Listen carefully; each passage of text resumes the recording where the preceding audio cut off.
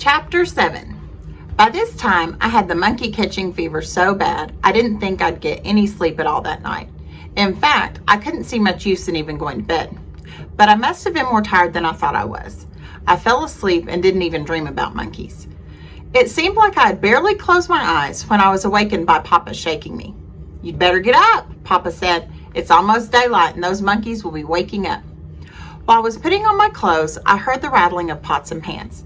I thought it was Papa messing around in the kitchen until I walked in and saw that it was Mama fixing breakfast. "Oh, Mama," I said as I poured water into the washpan, "you didn't have to get up this early. Why didn't you stay in bed and get your rest? I could have done without anything to eat till noon." "You can't hunt monkeys on an empty stomach," Mama said. "Besides, it doesn't look like I'll get any work out of you until you get over this monkey business." I finished eating breakfast long before Papa and Mama did, and I started getting my monkey catching gear together. I hurried to the cellar and got some more apples. Then I rushed to the barn for another gunny sack. Calling to Rowdy, I picked up my net and headed for the bottoms as fast as I could trot.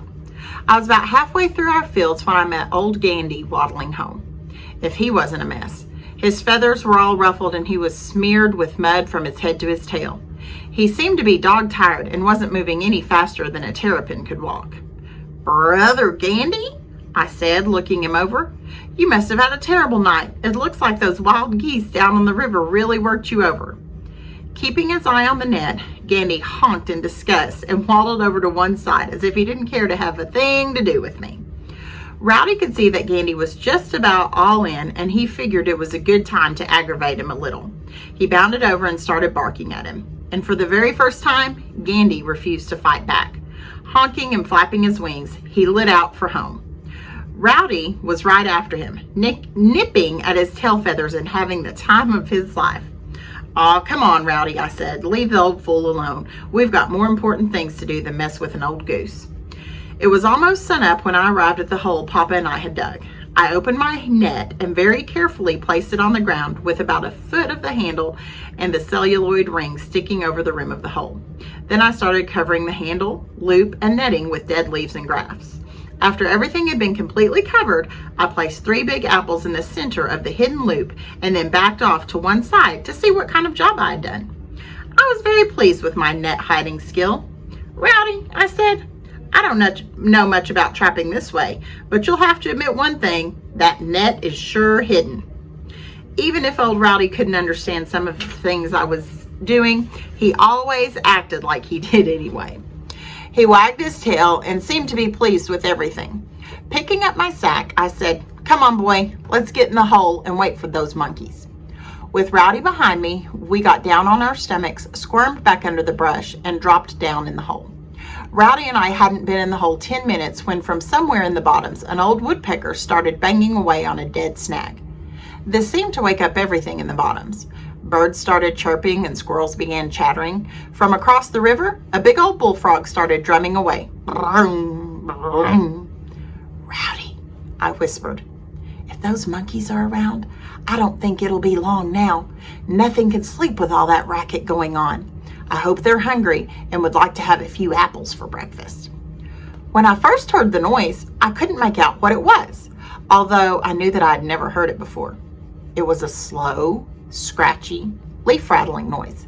Then I noticed that the brush over the top of the hole started shaking. "Rowdy," I whispered, "something is messing around with the brush up there. You don't suppose it could be that smart monkey?" Then I saw what it was. It was a big old black snake, as big around as my arm. There was no doubt but what he had just shed his skin, because he was as black and shiny as a new stovepipe. On he came, sticking out his tongue and twisting his way through the brush.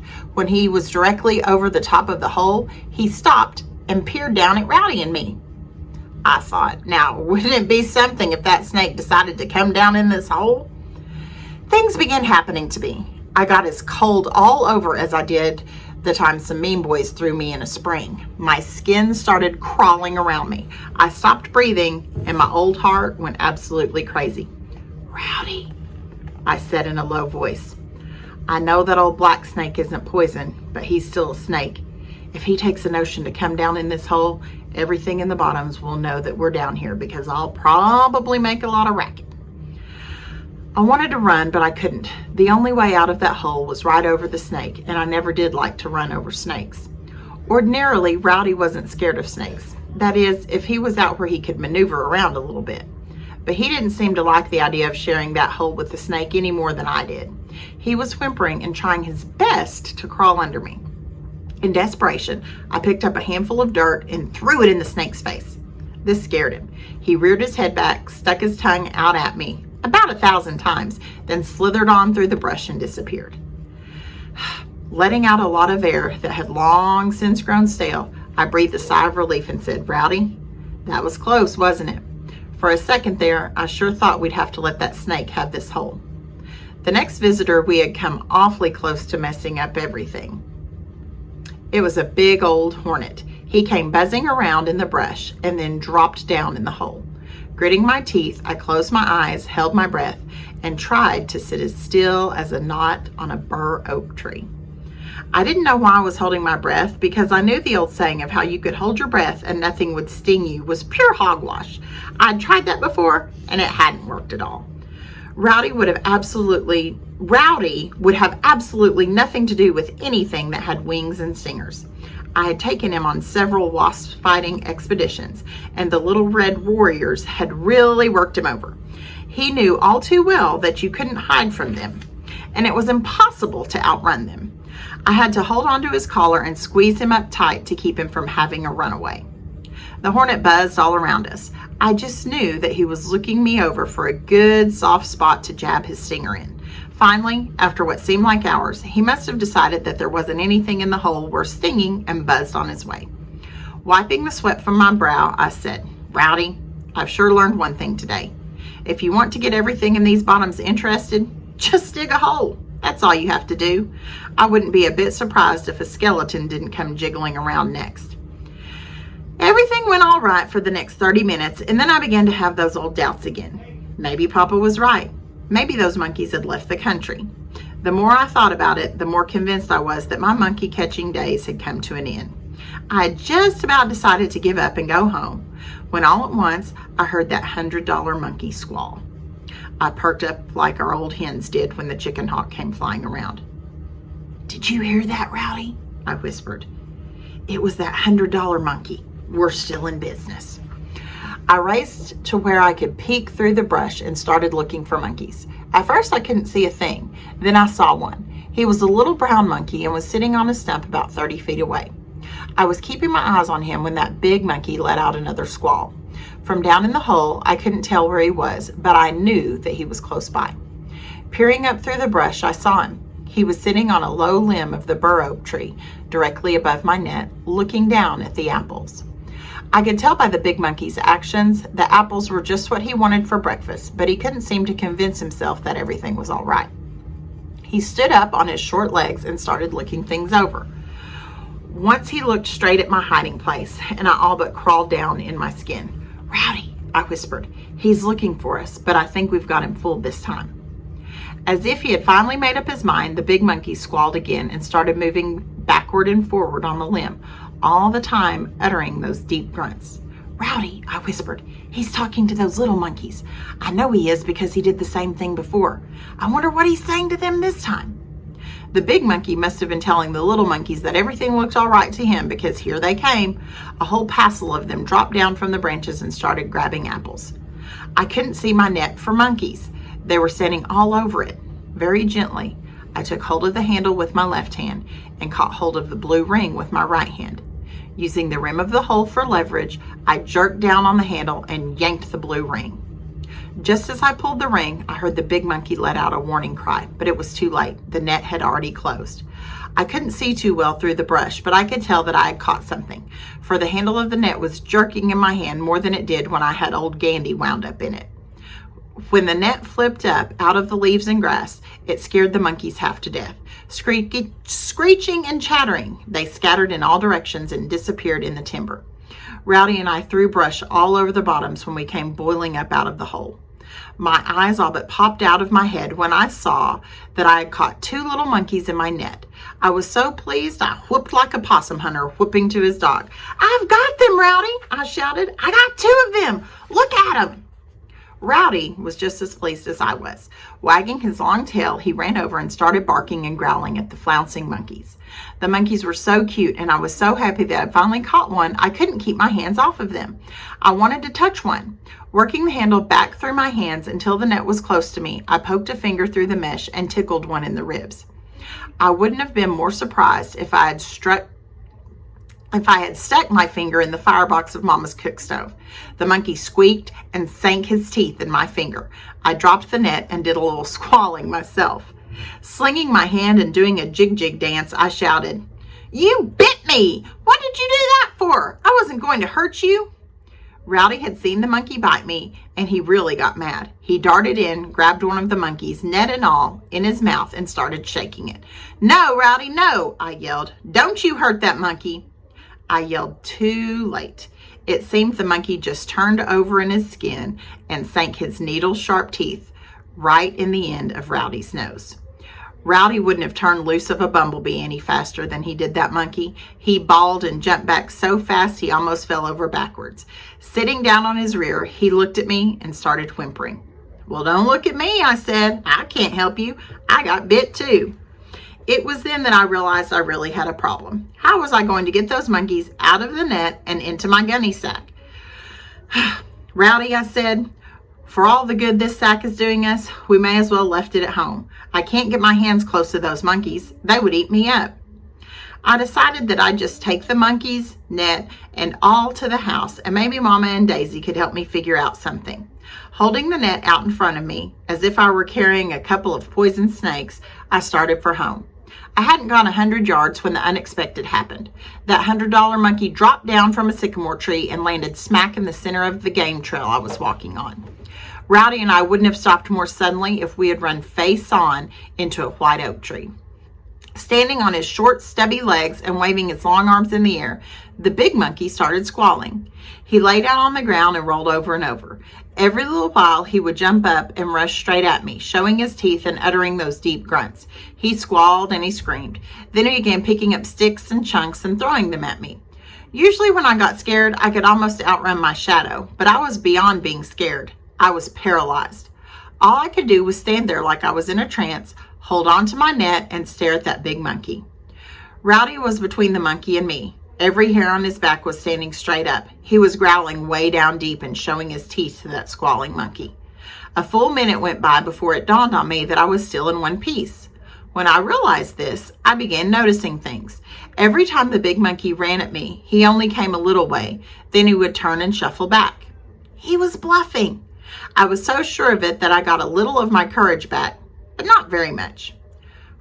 "Rowdy," I said in a croaking voice, "don't jump on that monkey. I don't think he means to harm us. I think he's bluffing, or at least I hope he is."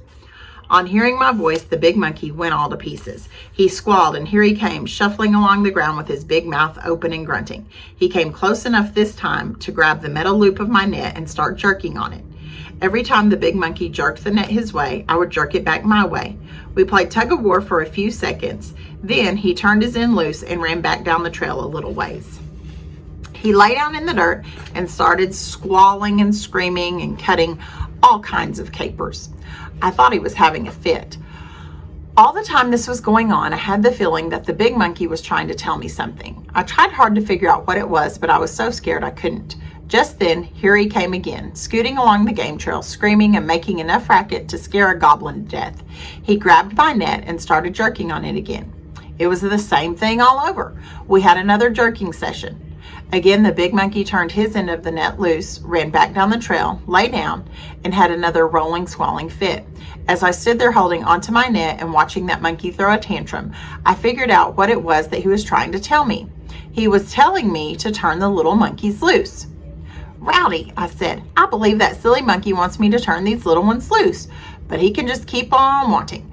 After all I've gone through to catch them, they'll be whiskers on the moon before I let them go. Why, I'll fight him all over these bottoms." All at once, the big monkey stopped squalling, and the bottoms got as still as a graveyard. In the silence, an uneasy feeling came over me. Great big drops of sweat popped out on me. I could almost taste the tension. Never taking my eyes from that big monkey, I said in a low voice, "Rowdy, I don't like this a bit. I have a feeling that something is going to happen." I had no more than gotten the words out of my mouth when something did happen. Another monkey dropped down out of nowhere and lit on the ground not over 10 feet from me. Not making a sound, it just stood there staring at me. I was having an eyeball fight with that monkey when another one came from somewhere and plopped himself down on the other side of me. The first thing I knew, there was a complete circle of monkeys all around Rowdy and me. They started walking around us stiff-legged with their tails standing straight up and looking at us sideways. "Rowdy," I said, "I believe these monkeys are up to something. You've been wanting to jump on them, and from the looks of things, I think you're going to get the chance." Old Rowdy wasn't scared. He kept looking at me, waiting for the "get 'em" sign. I couldn't stand it any longer. Something had to be done. I jerked off my old straw hat, threw it at one of the monkeys, and shouted, "You get away from here! Get now!" I may as well have been telling Sally Gooden not to jump over the pasture fence. The monkeys didn't even act like they heard what I said. They just kept circling around and around and around. I could see that the circle was getting smaller and smaller. I almost unscrewed my head from my neck, following those circling monkeys with my eyes. "Rowdy," I said, "we've got to do something. We can't just stand here and let these monkeys play ring around the rosy with us." Just then, that $100 monkey started grunting that monkey talk again. The little monkeys must have understood what he was saying, for they stopped circling us. They just stood there on their spindly legs, staring straight at Rowdy and me with no expression at all on their silly little faces. This was too much for me. Every nerve in my body was twanging like the E string on a fiddler's fiddle. I was trying to figure out which way to run when it happened. A small monkey with a long, skinny tail dropped down from the branch directly above me and landed right on top of my head. He grabbed a wad of my hair in all four of his tiny paws, and then he leaned over and took hold of my right ear with his teeth. I dropped my net and squalled at the same time, shouting, "Get him, Rowdy!" I reached up with both hands, grabbed that monkey by the tail, and started pulling. It was like pulling on the rubbers of my bean shooter. The harder I pulled, the longer that monkey seemed to get. I learned something right then. The long, skinny tail of a monkey is the best thing in the world to get a good handhold on. Closing my eyes and gritting my teeth, I gave a hard jerk on the monkey's tail. Along with a lot of my hair and skin, he came loose. I was never so mad in all my life. I still had a good hold on the monkey's tail, and before he could turn around and bite my hands, I started turning in a circle as fast as I could. About halfway in the middle of the third turn, I let loose. He sailed out over the bottoms like a flying squirrel and lit in the top of a good-sized bush. The little monkey didn't seem to be hurt at all. He let out a squeak and hopped down to the ground. For a second, he stood on his hind legs and showed his needle-sharp teeth. Then, here he came again, straight at me, ready for some more fighting. He hadn't taken over 3 steps when all at once he fell over backwards. He got up to his feet again, took a few more steps, and this time he fell flat on his face. He was so dizzy from that whirlwind I had put him through, he couldn't seem to do anything. This tickled me. I yelled, "How'd you like that, you little devil? If you jump on my head again, I'll sling you clear into Arkansas." My fight with the little monkey had taken only a few seconds. During that time, I'd been so busy, I'd completely forgotten about old Rowdy. On hearing a loud bellow from him, I turned to see how he was making out. Boy, did I ever get a surprise. I saw right away that Rowdy had made a terrible mistake. He was having the fight of his life. He usually enjoyed a good fight, but from the looks and sounds of things, I didn't think he was enjoying this fight very much. He didn't seem to be making any headway at all. Rowdy was built just right for good monkey biting, and the monkeys had sure taken advantage of this. It looked like every square inch of his hide had a monkey glued to it. His long legs and tail were covered with monkeys. 2 of the little devils were sitting right on top of his head, holding on with all 4 paws, and they had their teeth clamped on his soft, tender ears. More monkeys were lined up on his back like snowbirds on a fence, biting, clawing, and squealing. The hair was really flying. The monkeys were so quick, Rowdy couldn't get a hold of them. Every time he snapped at one, he would wind up with a mouthful of air and no monkey. I saw right away that if I didn't do something, the monkeys were surely going to have a hound dog for breakfast. Looking around for a good whipping stick, I spied one about 10 feet away and darted over to get it. The monkeys must have realized what I intended to do, for just as I stooped over to get the stick, a little monkey flew in from somewhere and landed right in the middle of my back. I forgot all about the stick and was trying to reach around behind me and get a hold of the monkey's tail when another one darted in and latched onto my leg. I was trying to get a hold of that one when another one came squeaking in and bit me on the hand. In a matter of seconds, I had monkeys all over me. They were biting, clawing, scratching, and squealing. I was hopping all over the place and making more racket than a tomcat with his tail caught in a mousetrap. Just then, when things were looking really bad for Rowdy and me, from high in the bur oak tree, the big monkey let out a few grunts and a loud squall.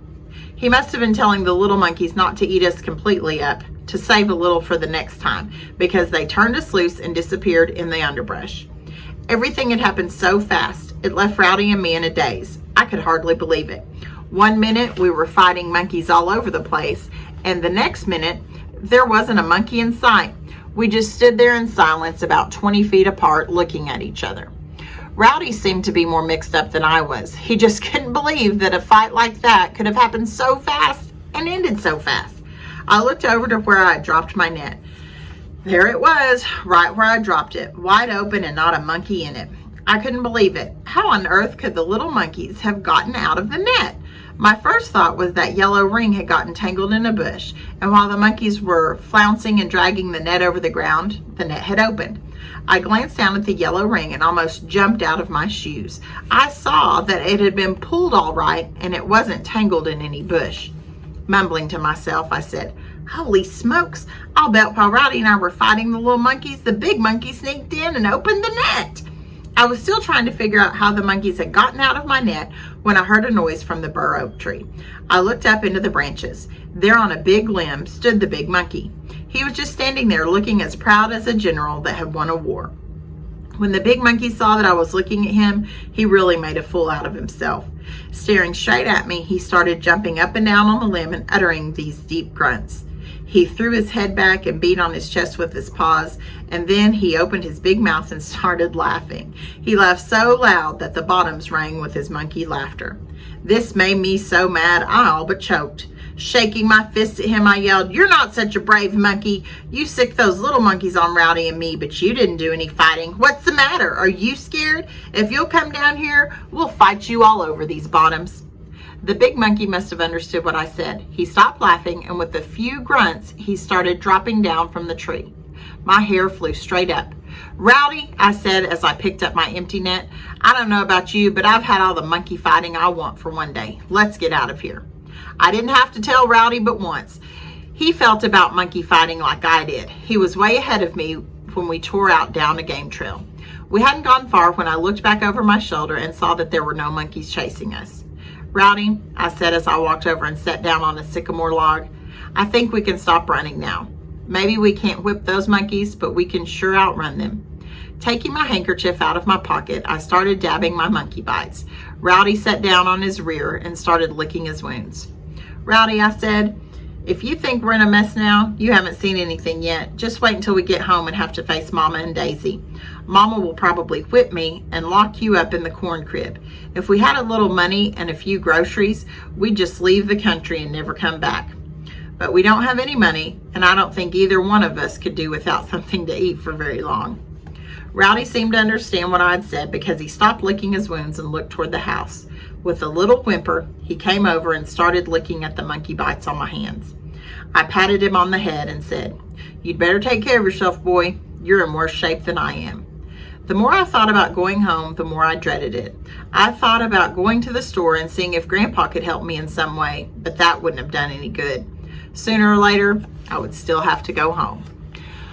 "Well, Rowdy," I said, "I guess there's not but one thing we can do. We'll just have to take what's coming to us, and that's all there is to it.